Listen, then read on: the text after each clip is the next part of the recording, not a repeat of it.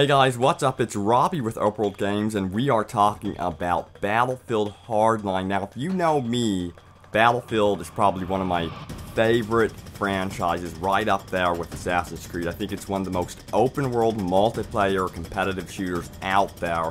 I'm going to be giving you some tips specifically for Battlefield Hardline that will help you with Battlefield Hardline only, and then also broader tips that I do believe will help you in every single shooter out there. So guys, that's what we're going to do today. And then also, you can use the guide in the description if you want to skip ahead and learn what you could do for heist missions. You can find that in the description below if you want to learn what you can also do for Conquest Large. Yes, that is in the description, so use the description just to skip ahead.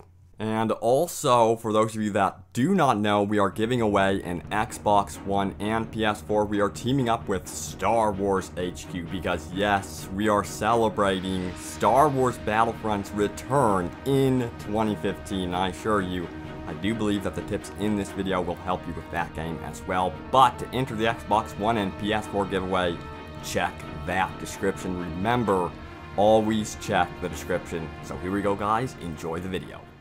So I know you came here to learn how to win. Well, first up, I want to tell you just to sit back, relax, and enjoy Battlefield Hardline. Everyone is so focused on winning at first, and it's really not possible. You're going to be going up against skilled players. So just remember to enjoy the experience of growing as a gamer, as a player, as a human being. So sit back, relax, and enjoy the experience. Have fun while you're growing, and expect, yes, to have some hardships at the beginning of Battlefield Hardline or whatever game you're playing. It's going to be tough, but you will get better.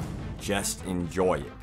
So we are going to start out with the specific tips for Battlefield Hardline, and we're going to start with the heist missions. Now, there are several key pieces of equipment you are definitely going to want to unlock at the beginning of your journey in Battlefield Hardline. And the first one I highly recommend for any game mode, but especially for heist missions, is the satellite phone. You're definitely going to want to unlock this immediately. It was the very first thing I unlocked, and it's great for both defending and attacking because it gives you, the player, complete control of the spawn points. You don't have to let the game decide what's going on with the spawn points. You go in, and if you're creative enough as a defender, you know to set the spawn point right next to the money or somewhere closer to the money, so when you die, you and your squad can get there immediately and start defending again. So get the satellite phone up and running as soon as possible in this game, especially for those heist missions.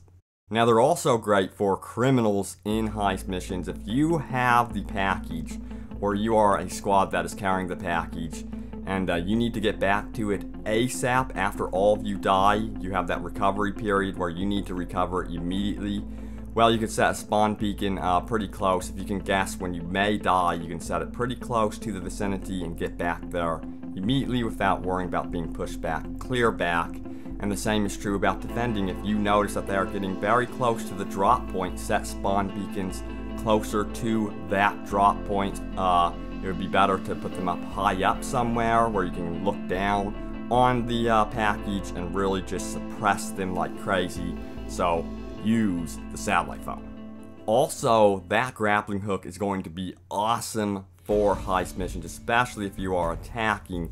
You can get to the top of the garage easily by using it without touching the ground or worrying about going up 3 flights of stairs. So definitely get to using that grappling hook. Now, when defending for heist missions, you're going to want to consider using trip mines. I have caught myself running across these things so many times, and they really, really do work. They are hard to see, they are hard to spot, and you're really going to make your enemy nervous, especially if they are on the attack. Make them uncomfortable about where they are standing, and you will be able to shoot them in the face when they're looking at their feet. So use those trip mines as much as possible. Now, another thing about attacking for heist missions is being able to attack on multiple fronts. Going in a bottleneck will not work. Everyone will just toss grenades at you. So opening up the ceiling, going through the vaults all at one time will really help you win this game mode and get the cash. So now we're moving on to Conquest Large, and Conquest is still one of my favorite modes in Battlefield games, and it really does work well in Battlefield Hardline. So again, you're definitely going to want to unlock the spawn beacon immediately for this mode. This is everything to winning Conquest, in my opinion. You could set these between 3 beacon points. So if you do find a house, for example, or a location where it's sort of hidden, like a bedroom or something, you could set it there, and then you have access to 3 spawn points. For example, in the beta map, you can set it in between Echo, Bravo, and then Charlie. Then you could spawn, and you have so many decisions compared to just spawning at one location. You can attack Bravo, Echo, or Charlie, and if you lose one of them, you can rebound very quickly with this tactic. So on the beta map, Bravo is definitely going to be the most important objective, simply because it gives you access to all other objectives easily. So if you lose one of them, you can rebound very quickly. Now, for the other objectives, you have access to either 2 or 3 other objectives, depending on where you are. But Bravo is definitely the go-to objective for Battlefield Hardline and Conquest mode. So keep the vehicles going. Do not neglect the vehicles. I know you may die a lot in them, but they are your support vehicles. They may not give you a lot of kills. What they will give you is a mobile spawn point for you and your squad, especially the transport vehicles and then the transport helicopters. Being able to stay in the air will really help your team, so it's also wise to have someone in the helicopter or vehicle constantly repairing it and keeping the mobile spawn point alive. So in Battlefield, it's not recommended to really stick with one certain class throughout the entire game experience, but at first I do recommend specializing, especially when it comes to the mechanic, because I have found him to be wonderful when it comes to the spawn beacons and many other things like repairing vehicles. You can really build up your support for your team in that way, and then you could branch out and provide support. But always be willing to change your tactics by switching up your classes. If you are noticing that there is a lack of defense, a lack of trip mines, make sure you get them out there on the battlefield. If there's no additional spawn points, make them. And if no one is healing or providing ammunition, then make sure someone is doing that, and really encourage your team to do that as well. So you've probably heard it said a million times in life, look both ways when crossing the street. That applies so much to first-person shooters, especially Battlefield. When you are exiting a conquest point or a building or whatever, consider just taking that one moment to look to your left and your right. It will save you so many deaths. I'm telling you, this one little strategy for me has helped so much, so consider just quickly glancing and looking both ways. Never ever neglect aiming down your sights. This is what the game is about. Do not neglect it. Always aim down the sights, unless you are like completely absolute face-to-face with someone, but I highly recommend always using the sights. And never ever go down the center of the map. If you find yourself in the center of the map, you are in the kill zone. Expect to die very, very quickly. So go on the outskirts of the map. Think flank, flank, flank. You may hear the expression in real estate, location, location, location. Well, this expression applies to this game, flank, flank, flank.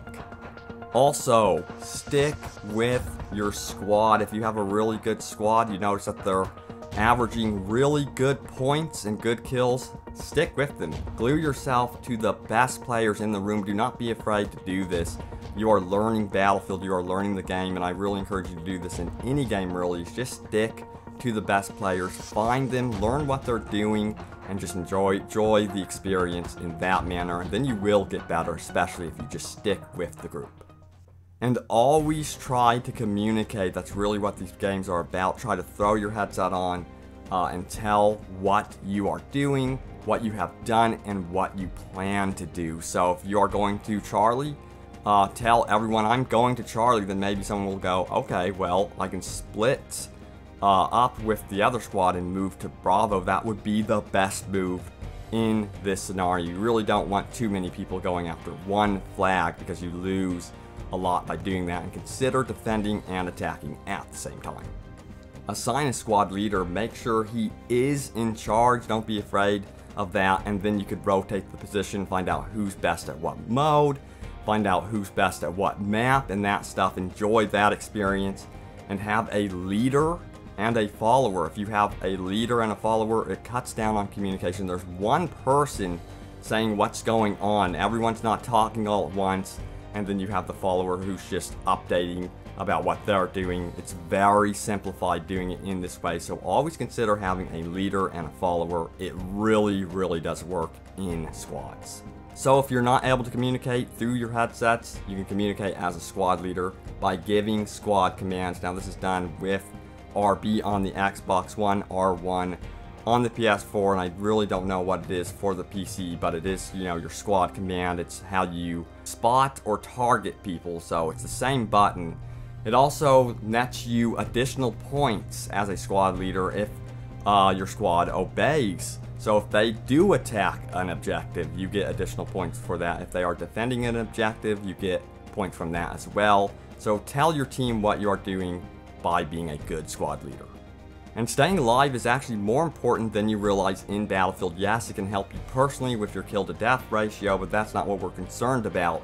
We're concerned about your squad getting back on the battlefield. You want multiple options, including spawn beacons and that sort of thing, but you want them always spawning on you. It also nets you more points. If you stay alive, someone spawns on you, you'll notice you get more points for doing that. So you get more points, and you are rewarded for staying alive. And to stay alive, you've got to be unpredictable. Think chaos. Cause as much chaos as possible. This is war. You want to always be suppressing your enemy. Even if you're not killing them, make them nervous. Always make them think twice about what they're doing, about if they should advance or not. Never ever return to the same area twice when firing. So if you are peeking out from a rock to the right and you fire and then you cause some damage, and then you go back behind the rock, make sure you're not peeking out again from the right. Consider peeking from the left or the very top of the rock. Constantly move, be unpredictable in Battlefield Hardline. Another thing that I noticed that has gotten me personally killed a lot, and it's just a mistake you make, is running way too much. So consider slowing your roll when you are approaching an objective, or just altogether really take your time to scope out the area, and then also remember, look both ways.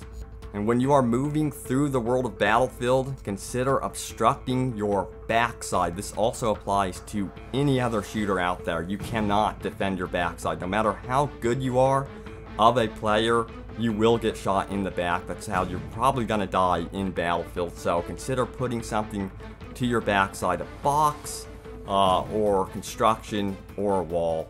It will help you out a ton. So there you guys have it, tips and tricks for Battlefield Hardline. And again, a lot of these can be carried over into other shooters that can really help you guys out.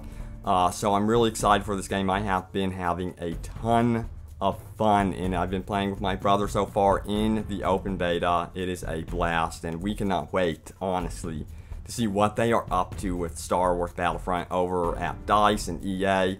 So again, we do run Star Wars HQ. Please do check that out. We are preparing for Star Wars Battlefront, and I really do think these tips will help you out with that as well when it comes out. I'm sure that you can apply some of these tips for that game as well. So also remember, we are still doing our Xbox One and PS4 giveaway. You can find out more about that in the description below. We are teaming up with Star Wars HQ to do that giveaway, and we will be announcing the winner sometime, I believe, E3 2015 around June. So I cannot wait to do that.